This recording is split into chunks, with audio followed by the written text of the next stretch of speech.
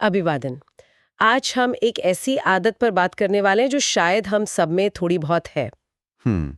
लेकिन जब ये बढ़ जाती है तो हमारे बटुए और भविष्य दोनों पर भारी पड़ती है। मैं बात कर रही हूँ अनायास, मतलब आवेग में आकर खर्च करने की। हाँ, इम्पल्स स्पेंडिंग। बिल्कुल। कभी हुआ ऐसा कि कोई चीज खरीदी और बस कुछ घंटे या अगले दिन ही लगाओ, अरे ये क्यों ले लिया? ओ हाँ, बहुत बार। वो नया गैजेट जो अब बस धूल फांक रहा है।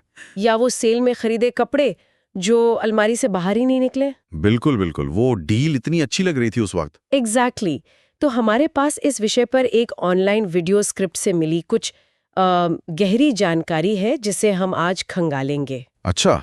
हमारा मकसद सिर्फ ये समझना नहीं है कि हम ऐसा क्यों करते हैं, बल्कि ये भी जानना है कि इस आदत की जड़ें कितनी गहरी हैं और इसे काबू में करने के लिए असल में क्या किया जा सकता है। सही बात है, क्योंकि ये सिर्फ पैसों का मामला नहीं है। हाँ, क्योंकि सच तो ये है कि ये आदत हमारी बचत, कर्ज मुक्ति और यहाँ तक कि हमारी बड़ी वित्तीय आज़ादी के रास्ते में एक बड़ा रोड़ा बन सकती है। बिल्कुल बन सकती है। तो चलिए इस स्क्रिप्ट के जरिए इस विषय की तह तक चलते हैं। सबसे पहले ये समझना जरूरी है कि ये सिर्फ पैसों का मामला नहीं, ये हमारे दिमाग और भावनाओं से कहीं ज्यादा जुड़ा है। शुरुआत करते हैं इस सवाल से कि आखिर हम आवेग में खर्च करते ही क्यों हैं। स्क्रिप्ट कहती है कि इसे रोकने के लिए पहले इसके पीछे के मनोविज्ञान को समझना होगा। ये सचमुच पैसे से ज्यादा दिमाग का खेल है। बिल्कुल। यहाँ एक बहुत ही दिलचस्प वैज्ञानिक पहलू है। हाँ। स्क्रिप्ट बताती है, और ये सच भी है, कि जब भी हम कुछ खरीदते हैं, हाँ। खासकर कुछ नया या आकर्षक, हमारे दिमाग में डोपामाइन नाम का एक न्यूरोट्रांसमीटर रिलीज होता है। हाँ, वो फील गुड केमिकल, सुना है इसके बारे में। वही, इसे अक्सर फील गुड केमिकल कहा जाता है। ये वही केमिकल है जो हमें, मान लो, खाना खाने या कोई लक्ष्य पूरा करने पर संतुष्टि और खुशी का एहसास कराता है। अच्छा। लेकिन खरीदारी के मामले में, खासकर ऑनलाइन शॉपिंग में, ये एक लूप जैसा बना सकता है। दिमाग को वो हिट मिलती है। हाँ। और वो बार बार उसी एहसास की तलाश में रहता है। इसीलिए स्क्रॉल करते हुए अचानक कुछ खरीद लेना इतना रोमांचक लग सकता है। ये एक छोटे पल भर के नशे जैसा है। बाप रे, तो ये एक तरह का बायोलॉजिकल खिंचाव है। लेकिन सिर्फ हमारे अंदर की केमिस्ट्री ही तो जिम्मेदार नहीं होगी ना। बाहरी दुनिया, जैसे कंपनियां, वो इस आवेग को कैसे भुनाती हैं? आपने बिल्कुल सही नस पकड़ी है। कंपनियां और मार्केटर्स इस डोपामाइन रिस्पॉन्स को बहुत अच्छी तरह समझते हैं। वो जानबूझकर ऐसी रणनीतियां बनाती हैं जो हमारे सोचने समझने की क्षमता को बाईपास करके सीधे हमारी भावनाओं और इस डोपामाइन की चाहत पर असर डालें। जैसे कि वो लिमिटेड टाइम ऑफर्स या फ्लैश सेल्स, वो हमेशा दिखते हैं। हाँ, वहीं तात्कालिकता, मतलब अर्जेंसी पैदा करना एक बहुत पुराना और प्रभावी तरीका है। सिर्फ 2 आइटम बचे हैं। हाँ। काउंटडाउन टाइमर जो टिक टिक करके दबाव बनाता है। आज रात 12 बजे सेल खत्म। ये सब हमें सोचने का वक्त ही नहीं देते। सही। डर लगता है कि कहीं मौका हाथ से निकल ना जाए, जिसे फोमो यानी फियर ऑफ मिसिंग आउट कहते हैं ना। हाँ, फोमो बहुत सुना है। इसके अलावा वो छोटे छोटे संदेश, जैसे आप इसके हकदार हैं, ट्रीट योरसेल्फ। हाँ, खुद को पैम्पर करो टाइप। बिल्कुल, ये हमें तर्क को किनारे रखकर भावनात्मक आधार पर फैसला लेने के लिए उकसाते हैं। और आजकल पेमेंट करना इतना इतना आसान बना दिया गया है। एक क्लिक में ऑर्डर, क्रेडिट कार्ड की जानकारी पहले से सेव्ड, और अब ये अभी खरीदें बाद में भुगतान करे वाली स्कीम्स, इनके बारे में स्क्रिप्ट क्या कहती है? स्क्रिप्ट इस पर भी ध्यान दिलाती है। ये जो सुविधाएं हैं ना, ये खरीदारी के रास्ते में आने वाली मनोवैज्ञानिक बाधाओं को कम कर देती हैं। अच्छा, कैसे? देखो, BNPL यानी बाय नाउ पे लेटर खासतौर पर दिलचस्प है। ये खर्च को छोटे, आसान लगने वाले टुकड़ों में बांट देता है। हाँ, किश्तों में। हाँ, किश्तों में। तो 10,000 की चीज भी शायद 2500 रुपए महीने की 4 किश्तों में ज्यादा आकर्षक लगे। सही बात है। लेकिन असल में ये भविष्य की कमाई पर पहले से ही डाला गया एक दावा है। ये हमें उस खर्च के पूरे भार को उसी समय महसूस नहीं होने देता, जिससे ज्यादा खर्च करने की संभावना बढ़ जाती है। पैसे हाथ से जाते हुए दिखते नहीं तो वो दर्द भी महसूस नहीं होता। ये तो मार्केटिंग और टेक्नोलॉजी का कमाल है। लेकिन स्क्रिप्ट ये भी कहती है कि कई बार वजहें बहुत निजी, मतलब भावनात्मक होती हैं। हाँ, और ये पहलू बहुत बहुत महत्वपूर्ण है। कई बार लोग खरीदारी का इस्तेमाल एक तरह के इमोशनल रेगुलेशन या कह लो भावनात्मक संतुलन बनाने के लिए करते हैं। जैसे बोरियत महसूस हो रही है, चलो कुछ ऑनलाइन देख लेते हैं। तनाव है, शॉपिंग शायद ध्यान बटा दे। उदासी छाई है, शायद एक नई चीज मूड ठीक कर दे। अच्छा। यहाँ तक कि बहुत ज्यादा खुशी होने पर भी लोग इनाम के तौर पर खुद के लिए कुछ खरीद लेते हैं। खरीदारी एक अस्थायी भावनात्मक बैसाखी बन जाती है। बिल्कुल। एक तरीका उस खालीपन को भरने का जो शायद किसी और वजह से महसूस हो रहा हो। लेकिन ये राहत तो बस थोड़ी देर की होती होगी ना। बिल्कुल क्षणिक होती है। तो मतलब जब हम आवेग में कुछ खरीद रहे होते हैं तो ज्यादातर समय हम लॉजिक से नहीं बल्कि भावनाओं, डोपामाइन की तलब और बाहरी मार्केटिंग के दबाव में फैसला ले रहे होते हैं। ये जानना ही अपने आप में काफी अहम है। निश्चित रूप से। ये समझना कि दिमाग और भावनाएं कैसे काम कर रही हैं नियंत्रण पाने की दिशा में पहला कदम है। बिल्कुल। चलिए अब उन संकेतों की बात करते हैं जो बताते हैं कि कहीं ये आदत नियंत्रण से बाहर तो नहीं जा रही। स्क्रिप्ट में कुछ सवाल दिए गए खुद से पूछने के लिए। हाँ। पहला सवाल, क्या अक्सर चीजें सिर्फ इसलिए खरीदी जाती हैं क्योंकि वे सेल पर थी, भले उनकी जरूरत थी या नहीं? मतलब खरीदने का कारण कीमत थी, जरूरत नहीं। ₹1000 की चीज 3000 में ले ली, 2000 रुपए बचाए। जबकि असलियत ये है कि अगर जरूरत नहीं थी तो 3000 रुपए खर्च हुए, बचे नहीं। बिल्कुल सही पॉइंट। दूसरा, क्या बोरियत, उदासी, तनाव या अकेलेपन में खुद को ऑनलाइन शॉपिंग कार्ट भरते हुए पाया जाता है, खासकर देर रात फोन स्क्रॉल करते हुए? ये सीधे तौर पर उन भावनात्मक ट्रिगर से जुड़ा है जिनकी हमने अभी बात की थी। अगर शॉपिंग इन भावनाओं से निपटने का मुख्य तरीका बन गई है तो ये एक चेतावनी का संकेत है।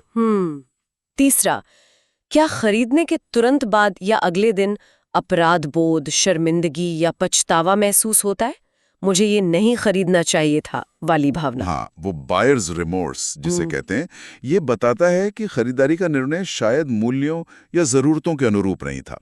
वो डोपामाइन हिट फीका पड़ गया है और अब वास्तविकता सामने है। और चौथा, क्या महीने के अंत में ये देखकर हैरानी होती है कि पैसा कहाँ गया, या अलमारी ऐसे कपड़ों या सामानों से भरी पड़ी है जिनका इस्तेमाल ही नहीं हुआ, Amazon के डिब्बे बिना खुले कोने में पड़े हैं। ठीक है। ये दिखाता है कि खर्च बिना सोचे समझे हो रहा है, उसका कोई हिसाब नहीं रखा जा रहा। ये छोटी छोटी आवेगपूर्ण खरीदारी जुड़कर एक बड़ी रकम बन जाती है जिसका हमें एहसास भी नहीं होता। सही। अगर इनमें से कई सवालों का जवाब हाँ में है तो ये निश्चित रूप से इस बात का संकेत है कि आवेगपूर्ण खर्च एक समस्या बन सकता है। ठीक है, तो हमने समझ लिया कि ऐसा क्यों होता है और इसके संकेत क्या हैं। अब आते हैं उस हिस्से पर जिसका सबको इंतजार रहता है, इसे रोका कैसे जाए। स्क्रिप्ट में कुछ व्यावहारिक रणनीतियां बताई गई हैं। पहली क्या है? पहली और शायद सबसे प्रभावी रणनीतियों में से एक है खरीदने से पहले इंतजार करना। इसे 24 घंटे का नियम कहा जा सकता है। स्क्रिप्ट में भी इसका जिक्र है। 24 घंटे का नियम? हाँ, अगर आपको कुछ पसंद आता है, खासकर कोई गैर जरूरी चीज, तो उसे तुरंत खरीदने के बजाय अपनी ऑनलाइन कार्ट में डाल दें या बस उसके बारे में सोचने के लिए खुद को 24 घंटे का समय दें। और इसका फायदा क्या है? 24 घंटे में क्या बदल जाता है? बहुत कुछ बदल सकता है। वो जो तत्काल खरीदने की तीव्र इच्छा होती है ना, जो डोपामाइन की वजह से उठती है, हाँ, वो अक्सर समय के साथ कम हो जाती है। 24 घंटे बाद आप ज्यादा तर्कसंगत दिमाग से सोच सकते हैं कि क्या आपको वाकई उस चीज की जरूरत है, क्या वो आपके बजट में फिट होती है, या क्या वो सिर्फ एक क्षणिक आकर्षण था। अच्छा। ज्यादातर मामलों में खरीदने की वो तलब या तो खत्म हो जाती है या काफी कम हो जाती है। ये उस आवेग और निर्णय के बीच एक जरूरी पॉज बटन की तरह काम करता है। ये तो कारगर लग रहा है सच में। दूसरी रणनीति क्या है? दूसरी रणनीति है अपने ट्रिगर्स को पहचानना और उनसे निपटना। ट्रिगर मतलब वो स्थितियां, भावनाएं, लोग या जगहें जो आपको आवेग में खर्च करने के लिए उकसाती हैं। अच्छा, मतलब वो चीजें जो बटन दबा देती हैं। हाँ, बिल्कुल। स्क्रिप्ट कहती है कि इस पर ध्यान देना बहुत जरूरी है। एक डायरी या नोट बनाना शुरू करें। आपने कब, कहाँ, क्या खरीदा और खरीदने से ठीक पहले आप कैसा महसूस कर रहे थे। क्या आप बोर हो रहे थे, तनाव में थे? क्या आपने इंस्टाग्राम पे किसी इन्फ्लुएंसर को कुछ इस्तेमाल करते देखा? क्या आप किसी खास दोस्त के साथ थे जो हमेशा शॉपिंग करता है? तो अपनी कमजोर कड़ियों को पहचानना, जैसे जासूस अपनी ही आदत की जासूसी करे। बिल्कुल। जब आप पैटर्न देखने लगेंगे, मैं हमेशा तनाव में होने पर ऑनलाइन शॉपिंग करता हूँ, या जब भी मैं उस मॉल में जाता हूँ कुछ ना कुछ फालतू खरीद लेता हूँ, तब आप उन ट्रिगर्स से बचने या उनका सामना करने के लिए योजना बना सकते हैं। जागरूकता ही बदलाव का पहला कदम है। सही है। तीसरी रणनीति सुनने में थोड़ी कठोर लग सकती है, अनसब्सक्राइब और अनफॉलो करें। हाँ, लेकिन ये बहुत व्यवहारिक है। सोचिए, ब्रांड्स के प्रमोशनल ईमेल, सोशल मीडिया विज्ञापन, इन्फ्लुएंसर्स की पोस्ट, ये सब लगातार आपको खरीदने के लिए लुभाने के लिए ही डिजाइन किए गए हैं। सही बात है। वे आपके ट्रिगर्स को जानते हैं और उनका इस्तेमाल करते हैं। अगर आप इन प्रलोभनों को अपनी नजर के सामने से हटा देंगे तो खरीदने की इच्छा भी कम होगी। मतलब वो टेम्पटेशन ही हटा दो। एग्जैक्टली उन मार्केटिंग ईमेल से अनसब्सक्राइब करें, उन ब्रांड्स और पेजों को अनफॉलो करें जो आपको लगातार गैर जरूरी चीजें खरीदने के लिए प्रेरित करते हैं। नजर से दूर, दिमाग पर असर कम। सीधा सा हिसाब है। चौथी रणनीति थोड़ी पुरानी लगती है, लेकिन स्क्रिप्ट कहती है कि ये आज भी कारगर है। कार्ड की जगह नकद का इस्तेमाल करें। क्या वाकई इससे फर्क पड़ता है? मनोवैज्ञानिक रूप से बहुत फर्क पड़ता है। कई स्टडीज बताती हैं कि जब लोग नकद यानी कैश से भुगतान करते हैं तो वे कार्ड या डिजिटल पेमेंट की तुलना में औसतन मान लो 15-30% तक कम खर्च करते हैं। इतना ज्यादा क्यों? इसका कारण है भुगतान का दर्द, पेन ऑफ पेइंग। जब आप अपनी जेब से नोट निकाल कर देते हैं तो आप शारीरिक रूप से पैसे को खुद से दूर जाते हुए महसूस करते हैं। ये थोड़ा ज्यादा वास्तविक और दर्दनाक सा लगता है। हाँ, ये बात तो है। जबकि कार्ड स्वाइप करना या ऐप पर बटन दबाना बहुत अमूर्त है, मतलब एब्स्ट्रैक्ट है। उसमें वो भावनात्मक जुड़ाव या नुकसान का एहसास कम होता है। नकद का बजट बनाकर खर्च करना आपको अपनी सीमा में रहने में मदद कर सकता है। ये दिलचस्प है कि कैसे भुगतान का तरीका हमारे खर्च को प्रभावित करता है। पांचवी रणनीति क्या है? पांचवी रणनीति है अपने लिए एक फन बजट या मौज मस्ती का बजट निर्धारित करना। Fun budget? हाँ, देखो, पूरी तरह से खुद को हर पसंदीदा चीज से वंचित कर देना अक्सर काम नहीं करता। ये टिकाऊ नहीं होता और विद्रोह की भावना पैदा कर सकता है, जिसके बाद शायद आप और ज्यादा खर्च कर बैठे। हाँ, ऐसा हो सकता है। तो स्क्रिप्ट सुझाव देती है कि अपनी आय का एक छोटा निश्चित हिस्सा, शायद 5% या 10%, ऐसी चीजों पर खर्च करने के लिए अलग रखें जिनका आप बिना किसी अपराध बोध के आनंद लेना चाहते हैं, चाहे वो कॉफी हो, मूवी टिकट हो या कोई छोटी मोटी खरीदारी। अच्छा। इससे आपको लगेगा कि आप पूरी तरह बंधे हुए नहीं हैं और बाकी का पैसा आप बचत या निवेश के लिए सुरक्षित रख पाएंगे। मतलब पूरी तरह रोक नहीं, बल्कि संतुलन। ये अच्छा है। छठी रणनीति क्या है? छठी रणनीति है आदत को बदलना या कह लो बदलना। जैसा कि हमने चर्चा की, आवेगपूर्ण खर्च अक्सर किसी गहरी भावनात्मक जरूरत या बोरियत को मिटाने का एक तरीका होता है। तो अगली बार जब आपको वो तीव्र खरीदारी की इच्छा महसूस हो तो रुकें और खुद से पूछें, मैं असल में क्या महसूस कर रहा हूं? और फिर उस भावना या जरूरत को पूरा करने का कोई और गैर खर्चीला तरीका खोजने की कोशिश करें। जैसे कि? अगर बोरियत है तो शायद कोई किताब पढ़ें, पॉडकास्ट सुनें या टहलें निकल जाएं। अगर तनाव है तो व्यायाम करें, ध्यान करें या किसी दोस्त से बात करें। अगर खुशी है तो उसे किसी अनुभव से मनाएं, चीज खरीद कर नहीं। उस आवेग को एक स्वस्थ गतिविधि की ओर मोड़ने का प्रयास करें। ये बढ़िया है। और आखिरी, सातवीं रणनीति लक्ष्यों से जुड़ी है। हाँ, ये बहुत शक्तिशाली हो सकती है। आप जिस बड़े लक्ष्य के लिए बचत कर रहे हैं, चाहे वो छुट्टियों पर जाना हो, घर खरीदना हो, जल्दी रिटायर होना हो या सिर्फ कर्ज मुक्त होना हो, उसे मूर्त रूप दें। कैसे? उसकी एक तस्वीर प्रिंट करें या अपने फोन के वॉलपेपर पर लगाएं। उसे ऐसी जगह रखें जहां वो आपको बार बार दिखे।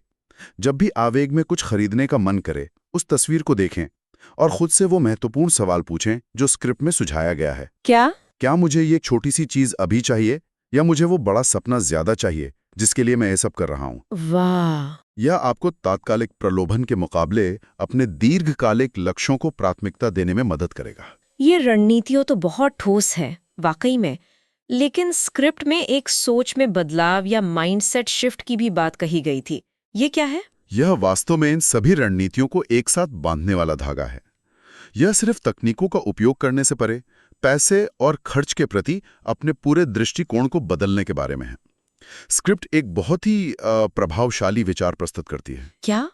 हर बार जब आप आवेग में अनावश्यक खर्च करते हैं तो आप असल में अपने भविष्य के फ्यूचर सेल्फ से चोरी कर रहे होते हैं। भविष्य के स्व से चोरी? ये थोड़ा नाटकीय नहीं लगता? सुनने में लग सकता है, लेकिन अगर आप इसके गणित और मनोविज्ञान को समझें तो यह बहुत वास्तविक है। सोचिए, आज आपने देर रात स्क्रॉल करते हुए 2000 रुपए की कोई ऐसी चीज खरीद ली जिसकी आपको खास जरूरत नहीं थी। मान लिया। वो 2000 रुपए आज आपको क्षणिक खुशी दे सकते हैं, लेकिन अगर वही 2000 रुपए आपने निवेश कर दिए होते तो चक्रवर्ती ब्याज मतलब कंपाउंडिंग की शक्ति के कारण 10 या 20 साल बाद वे 10,000, 20,000 या शायद उससे भी ज्यादा बन सकते थे। ओह, वो छोटी सी आज की अनावश्यक खरीदारी आपके भविष्य के उस स्व से वो वित्तीय अवसर छीन लेती है। आपका आज का आवेग आपके कल की आजादी की कीमत पर आता है। वाह! इस तरह से सोचने पर तो पूरा नजरिया ही बदल जाता है।